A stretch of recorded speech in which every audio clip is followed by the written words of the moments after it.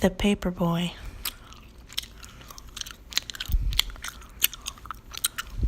In the early 80s, I had a paper route.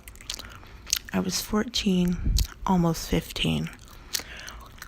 That summer would be my last year delivering papers. Soon, I'd be old enough to get a better paying job as a box boy at the local grocery store. Glamorous? No. But the prospect of earning more money and saving for my first car really had me excited. I'd been delivering papers for 2 years. I'd only lived in the area for about that long, but I quickly grew to know my customers very well. My favorite house to drop at was the last house on my route. Every time I set the paper on the doorstep, I'd look up to one of the bedroom windows, and a little boy would be watching me. I'd wave to him and make funny faces. He'd laugh, he'd wave at me, then he'd pull his shades down, and I'd leave. I'd never actually seen him outside playing before, but I assumed that he probably was when I wasn't around. I'd never actually seen Mrs. Belton, the woman whose name was on the papers, either. But the papers were always gone from the porch the next morning, and she always left a payment envelope on her doorstep on Fridays, so who'd question it? On my last day, I wanted to do something special for the little boy. Maybe it was weird. I didn't even really personally know him. Maybe it was oddly unnecessary. But I had liked little balsa wood planes when I was 8 years old and thought maybe he'd like one too. I set it on top of the newspaper and left it a little note that said, "For the boy," and slipped it underneath the rubber band that held the paper together. I saw him up in his window and gave him a salute, and he saluted back. Then he pulled down his shade, and I left.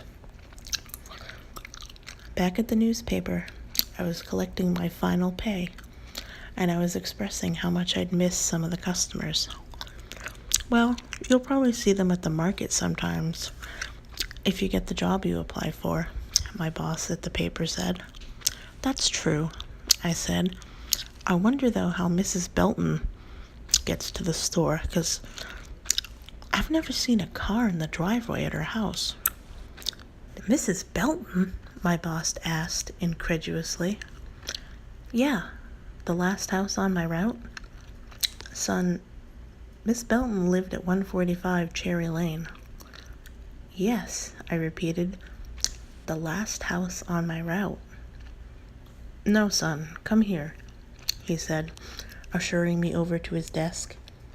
"This is your route." I looked at the paper. All the houses were on there, except house 144 was the last house listed.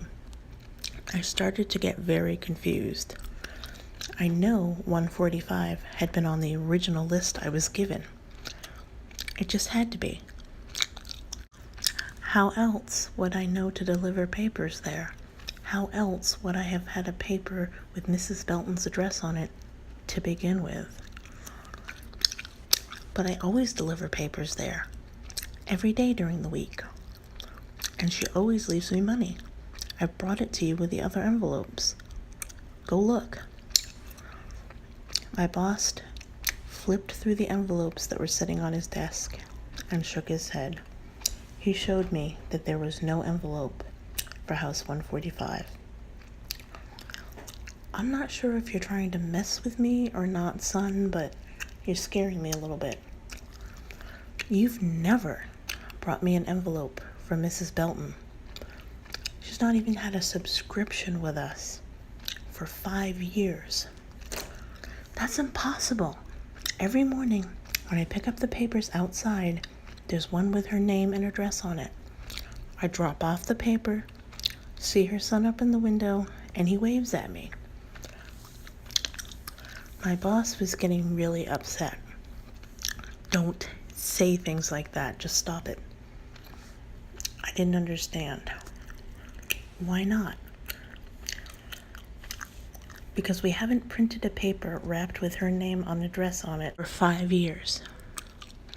Because Mrs. Belton and her son died in that house 5 years ago. Carbon monoxide poisoning from an old water heater that apparently she couldn't afford to replace.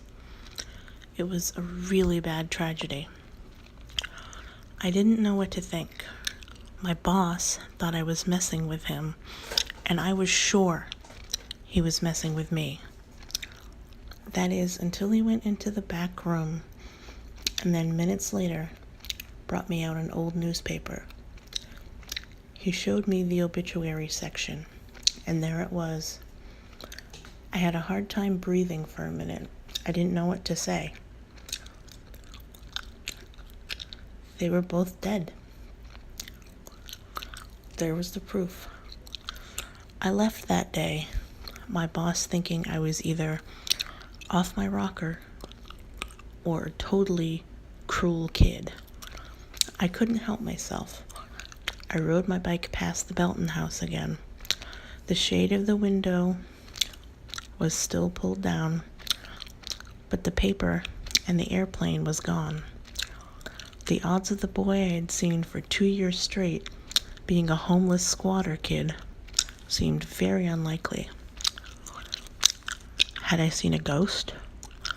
One would probably come to that conclusion.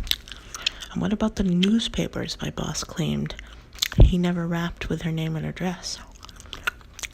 Even if they had existed, where did they always disappear to? And what about the payment envelopes that I know I'd held in my hands? So much I couldn't explain. When I got home that evening, I rummaged through my closet. I found the original list of houses for my route. There it was. 145 was on it. Now I was really confused. The next day, I brought the list in to show my boss. He was just as floored as I was. He swore up and down that he knew for a fact he'd never printed that list and never given it to me. Well, no, I said. It was a red-headed woman who works at the front desk. The first day I came in to meet you, she handed me the list on the way out. I remember. Kelly? She used to be a paper girl herself before I let her work up front, he said. She knows better than to put an address on there that isn't supposed to be there. Kelly was hauled into the office. When questioned, she immediately became upset and embarrassed.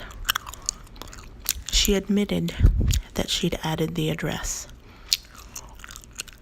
She'd gotten the papers ready every morning and added one for Mrs. Belton. She said that Mrs. Belton had been so kind to her when she was alive, and that her favorite time was when Kelly would deliver her papers. She'd invite Kelly in to have a cup of tea, a couple cookies with her little boy, and have a chat.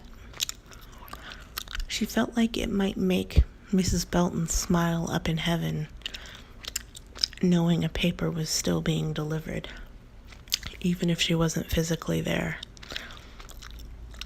My boss and I looked at each other, thinking Kelly was off a rocker. I paid for the paper every week, she said, out of my check. I'd come every afternoon and take the paper away, and each Friday, I'd leave an envelope with money in it. When you drop them off, she said, looking at me, I'd quickly hide the envelope and just deposit the money. I didn't think it would last this long. I know it was stupid. I'm sorry. I'm so embarrassed. I just really wanted to feel close to her again. My boss was speechless. I, however, was not. So I suppose that's your little brother up there in the window every morning too, right? Trying to freak me out even more, were you? Make your little weird, scammy thing that much more believable? Now Kelly was confused. What are you talking about? What boy? The boy in the window, I said, rolling my eyes. The one you told to stand up there every morning to make your scheme more believable. Were you hiding out back and then you'd take him away as soon as I was out of sight? I'd like the airplane back, by the way, I said bitterly. I paid money for that. Look, Kelly said, backing up with her hands in the air. I know what I did was strange, but I don't have any airplane, and I don't have a little brother, and I certainly didn't tell any little boy to stand upstairs in a window. Besides, that house has been locked up for years. Mrs. Belton's aunt has the key, and she lives out of town. I didn't believe her. Look, kid, I'll prove it to you, okay? I'm sorry I've made trouble for you, and I'm sure I'm fired now, she said, getting upset and looking at my boss, who immediately looked away. But I'll show you it's locked. Soon I found myself in her car as she drove us to the house. We walked up to the front door. She tried turning the knob and opening it a few times. See, it doesn't open. You try it. I tried it as well. It wouldn't open. I also tried the garage door. It also wouldn't open. And when I looked through the windows of the garage, it was very evident that no one had lived there in a really long time. See, she said, I'm telling you the truth. I didn't know what to think. As we walked back to the car, I heard her gasp. What? I asked her. She pointed up at the roof. There was the little boy, sitting high up on the roof, zooming around the plane I'd bought. He grinned, but it wasn't the usual happy to see me grin. It was a slow, spreading, terrifying grin. He flung the plane into the air, and it landed at our feet. We jumped a mile. He started to laugh, and it didn't sound human. We jumped into Kelly's car and sped away as fast as we could.